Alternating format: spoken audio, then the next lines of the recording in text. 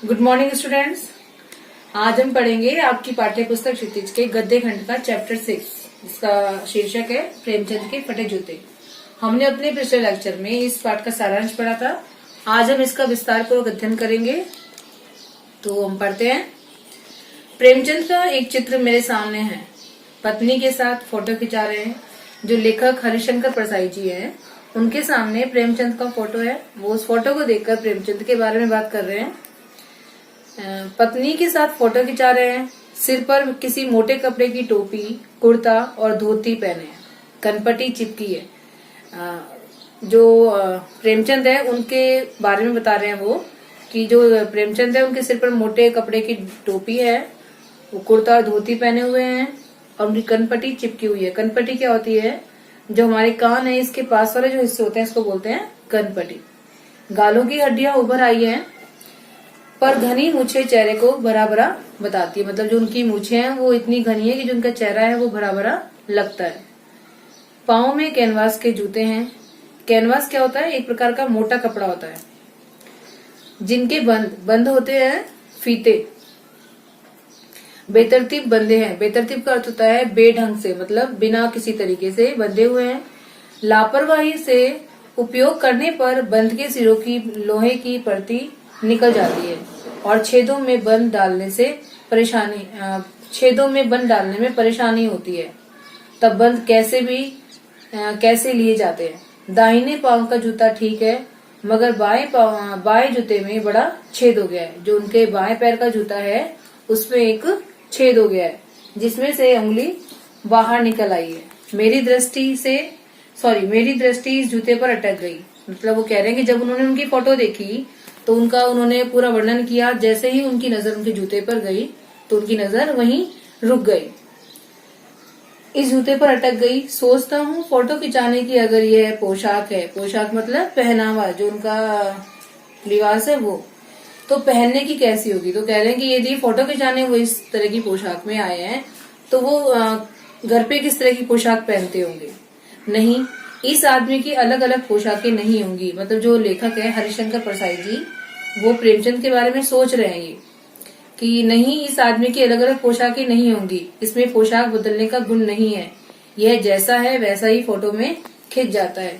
मतलब वो कहना चाह रहे हैं कि जो प्रेमचंद है उनका व्यक्तित्व इस तरह का नहीं है कि वो घर में कुछ और पहने और बाहर कुछ और। मतलब उनका कहने का मतलब ये है कि जो प्रेमचंद है उनका व्यक्तित्व जैसा वो बाहर से है वैसे ही अंदर से। मैं चेहरे की तरफ देखता हूँ। क्या तुम्हें मालूम है, मेरे साहित्यिक पुरखे होते हैं पूर्वज। और साहित्य में जो बताया था इसमें उपसर्ग प्रत्यय है। साहित्य प्लस एक इसमें क्या है? प्रत्यय है। कि तुम्हारा जूता फट गया है और अंगुली बाहर दिख रही है। क्या तुम्हें इसका जरा भी एहसास नहीं है? पर जरा लज्जा, संकोच या झेप नहीं है। लज्जा मतलब होता है शर्म, संकोच मतलब शर्माना। तो कह रहे हैं कि जब तुम फोटो खिंचवाने गए तो जो तुम्हारे पैर का जूता है वो फट गया है, तो क्या तुम्हें बिल्कुल भी शर्म या नहीं आई?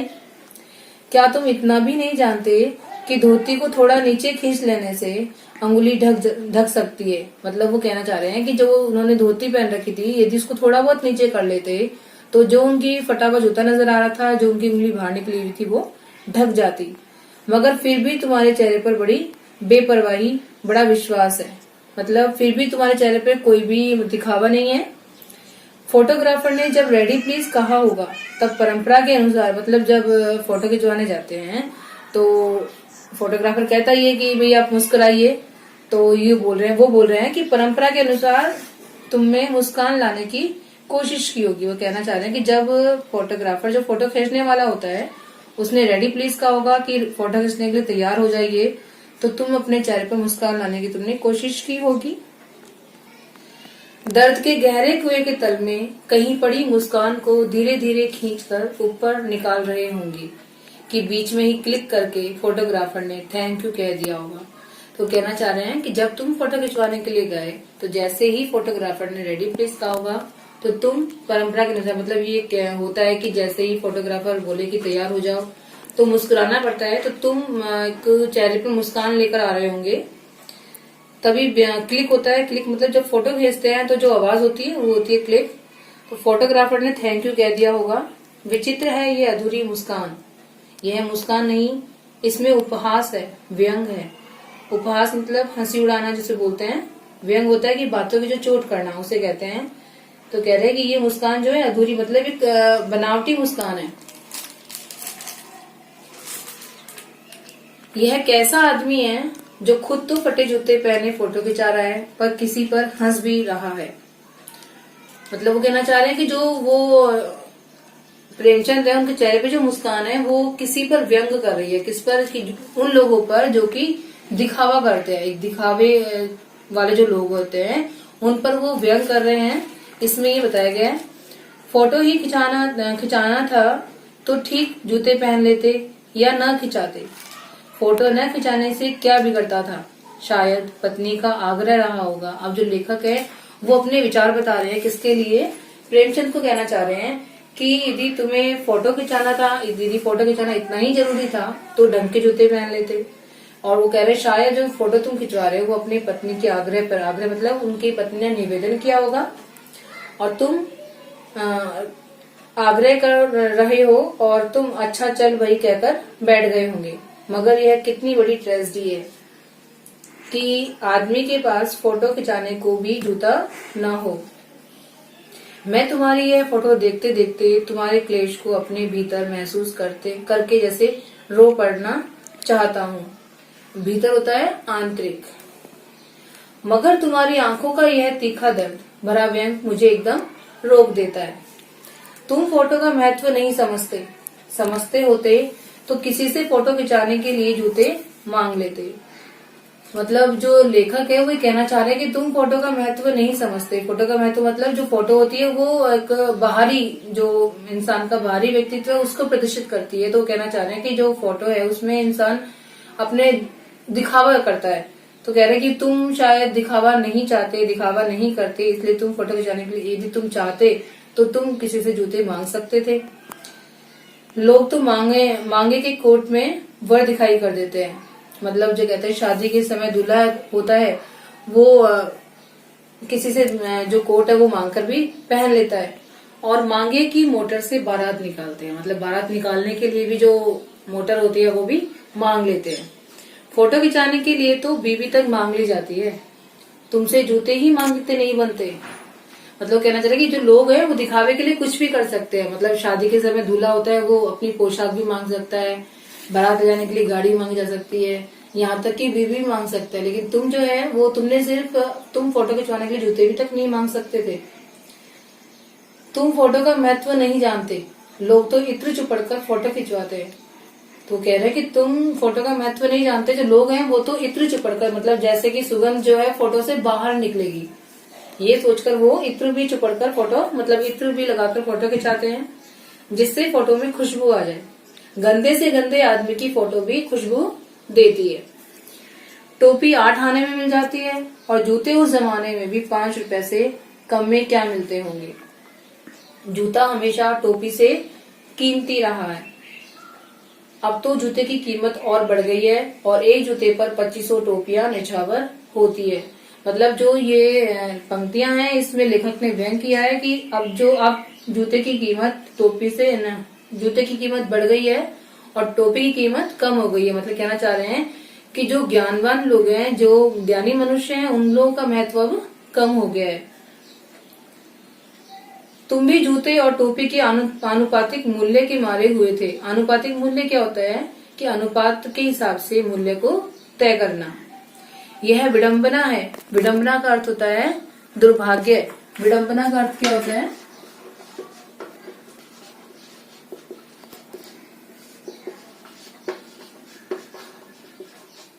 दुर्भाग्य। विडंबना है कि मुझे इतनी तीव्रता से पहले कभी नहीं चुभी। तीव्रता मतलब तेजी, जितनी आज चुभ रही है जब मैं भी तुम्हारा फटा जूता देख रहा हूँ। तुम महान कथाकार, उपन्यास सम्राट, युग प्रवर्तक, जाने क्या क्या कहलाते थे, मगर फोटो में भी तुम्हारा जूता फटा हुआ है। वो कहना चाह रहे हैं प्रेमचंद को कि तुम इतने प्रसिद्ध हो, महान जो कथाकार हो, मतलब जो कहानियां लिखने में तुम महान हो, उपन्यास सम्राट हो, युग प्रवर्तक हो मतलब युग के रचयिता हो, और फिर भी तुम्हारा जो जूता है वो आज भी फटा हुआ है। मेरा जूता भी कोई अच्छा नहीं है। अब लेखक है वो अपने बारे में बता रहे हैं, अपने जूते के बारे में, कि वो प्रेमचंद के जूते की बात कर रहे हैं, लेकिन वो कहना चाह रहे हैं कि यहाँ मेरा जूता जो है वो भी कम फटा हुआ नहीं है। यूं ऊपर से अच्छा दिखता है, अंगुली बाहर नहीं निकलती, पर अंगूठे के नीचे तला फट गया है।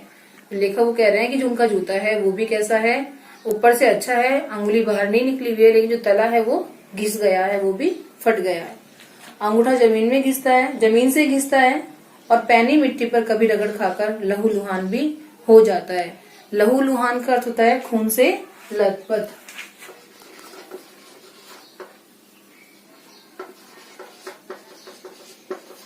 लहूलुहान का अर्थ होता है खून से लथपथ।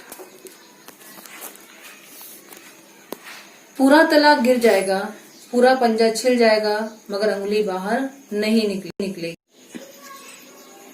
तुम्हारी अंगुली दिखती है पर पांव सुरक्षित है, मेरी अंगुली ढकी है पर पंजा नीचे घिस रहा है।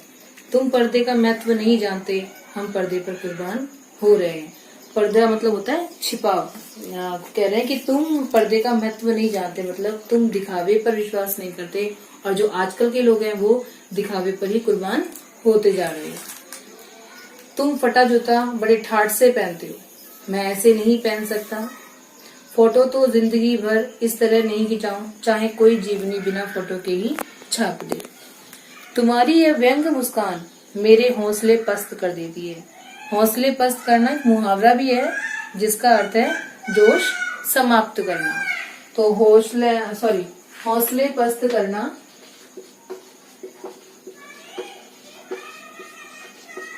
हौसले पस्त करना, इसका अर्थ क्या हो गया? जोश समाप्त कर देना। क्या मतलब है इसका? कौन सी मुस्कान है यह होरी का गोदान हो गया? क्या पूस की रात में नील गाय हल्कू का खेत चल गई? क्या सुजान भगत का लड़का मर गया क्योंकि डॉक्टर्स क्लब छोड़कर नहीं आ सकते? जो प्रेमचंद की जो भी कविता जो भी हैं उपन्यास, उनमें जो भी पात्र हैं उनके बारे में बताया गया है ये। नहीं, मुझे लगता है माधो औरत के कफन के चंदे की शराब पी गया, वही मुस्कान मालूम होती है। मैं तुम्हारा जूता फिर देखता हूँ, कैसे फट गया यह मेरी जनता के लेखक। क्या बहुत चक्कर काटते रहे?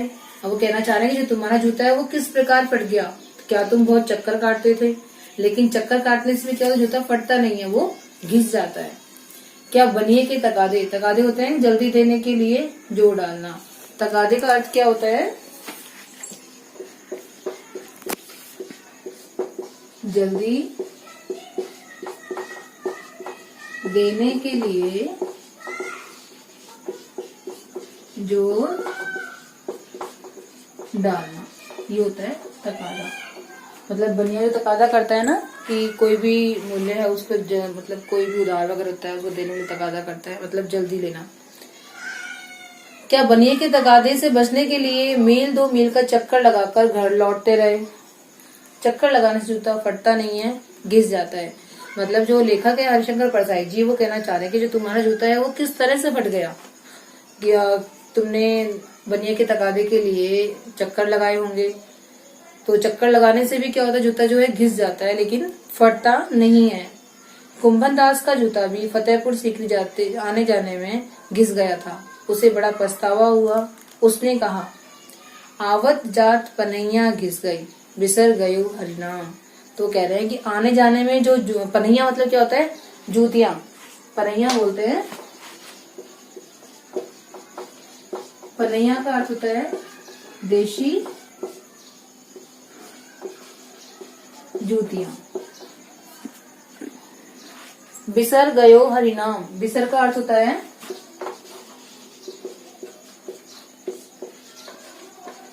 भूलना। हरि नाम होता है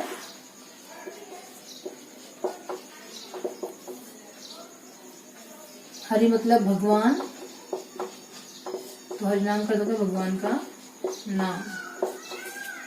तो कह रहे हैं कि आवत जात पनैया घिस गई, कि आने जाने में जो जूतियां हैं वो घिस गई।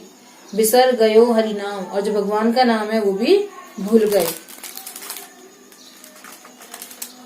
और ऐसे बुलाकर देने वालों के लिए कहा था, जिनके देते दुख उपजत है, तिनकी करबो परे सलाम। मतलब जिनको देखकर जो दुख है वो पैदा होता है। उपजत मतलब पैदा होना। उपजत का अर्थ क्या हो गया?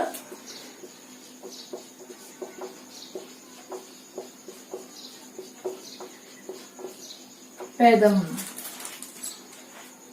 तिनकी करबो परे सलाम। तिनकी मतलब उनको। करबो का अर्थ होता है करना, कहना, सॉरी करना। परे मतलब पड़े, सलाम नमस्कार। सलाम का अर्थ होता है नमस्कार। मतलब जिनको देखकर दुख पैदा होता है उनको भी लोग क्या करते हैं, उनको लोग सलाम कर रहे हैं।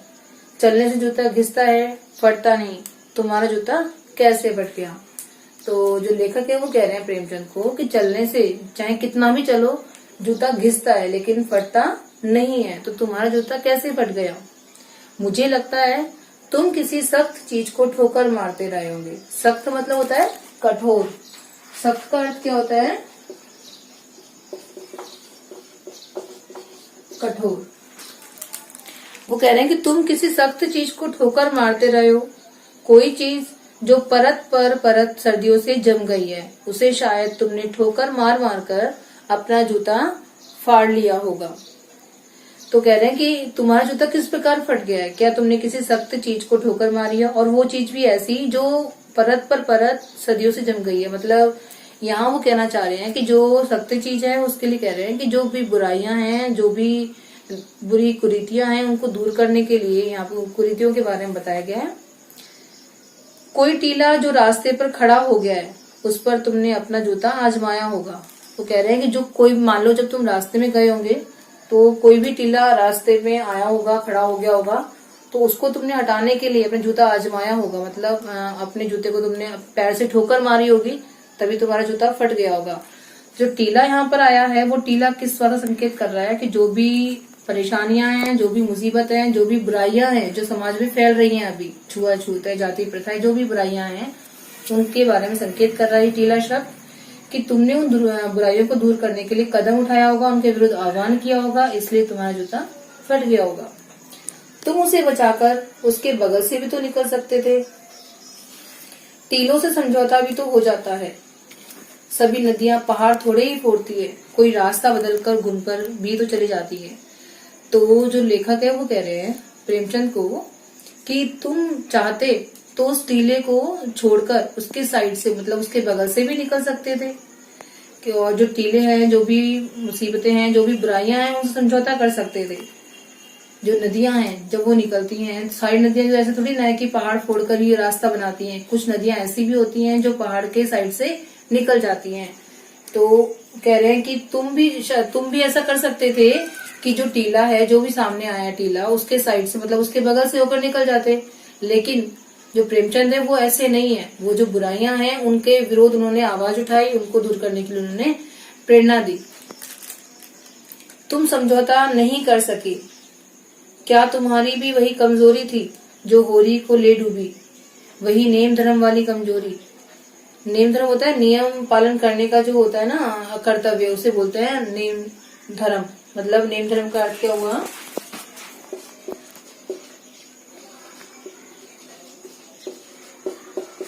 नेम धर्म का अर्थ हो गया नियम पालन करने का अपना कर्तव्य।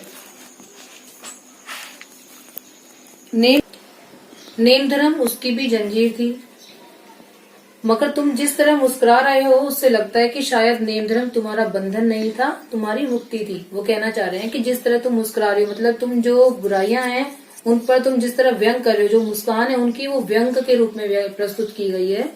कि जो होरी था उसकी तो नेम धर्म उनकी, मतलब उसकी बंदिश थी, लेकिन तुम्हारी जो मुस्कान है वो क्या है, तुम्हारा जो नेम धर्म है वो एक आजादी की तरह, मुक्ति की तरह लग रही है। तुम्हारी यह पांव की अंगुली मुझे संकेत करती सी लगती है। संकेत का अर्थ क्या होता है? इशारा। तो संकेत का अर्थ क्या हुआ?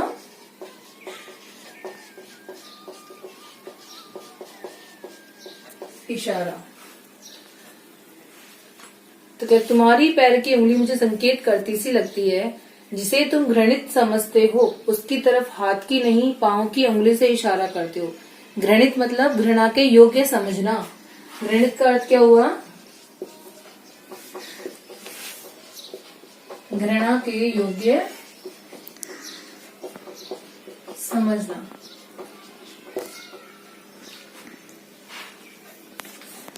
उसकी तरफ हाथ की नहीं पांव की उंगली से इशारा करते हो। तो लेखक इस पंक्ति के माध्यम से कहना चाह रहे हैं कि जो प्रेमचंद है उनका व्यक्तित्व इस तरीके का था कि जो भी बुराइयां हैं, जो भी छुआछूत, जाति पाति जो भी हैं, उनको वे घृणित मतलब घृणा के योग्य समझते हैं। तो वो उनकी तरफ अपने हाथ की नहीं पैर की उंगली से इशारा कर रहे हैं, मतलब वो उन चीजों को, उन बुराइयों को अपनी ठोकर में रखते हैं, अपने पैरों में रखते हैं। तुम क्या उसकी तरफ इशारा कर रहे हो जिसे ठोकर मारते मारते तुमने जूता फाड़ लिया। ठोकर मारना क्या होता है? चोट करना। ठोकर मारने का अर्थ क्या हुआ? चोट करना। ठोकर मारना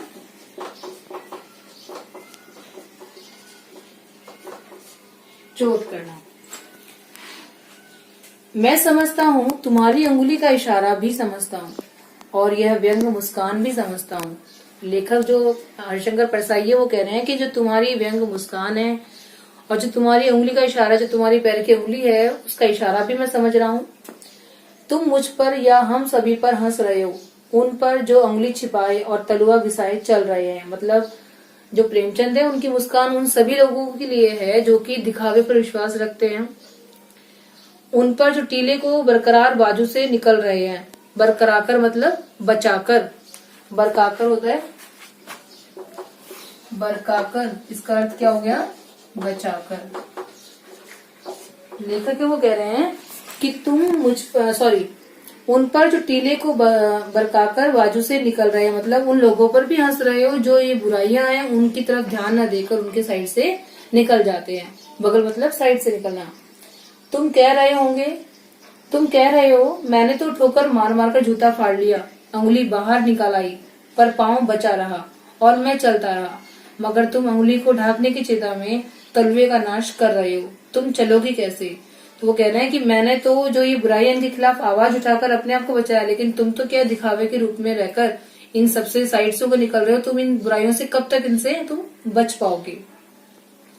मैं समझता हूँ, मैं तुम्हारे फटे जूते की बात समझता हूँ, अंगुली का इशारा समझता हूँ, तुम्हारी व्यंग मुस्कान समझता हूँ। तो हरिशंकर परसाई जी कह रहे हैं कि मैं तुम्हारी जो ये बातें हैं, तुम्हारी जो व्यंग मुस्कान है, तुम्हारा जो फटा हुआ जूता है, जो तुम्हारी अंगुली का इशारा है, इन सभी को मैं समझता हूँ कि तुम किन बातों की ओर संकेत कर रहे हो। मतलब जो उनकी मुस्कान है वो किस बात की ओर संकेत कर रही है? जो आधुनिक युग के जो लोग हैं, जो दिखावे को अधिक बढ़ावा दे रहे हैं, उनकी तरफ वो व्यंग मुस्कान कर रहे हैं।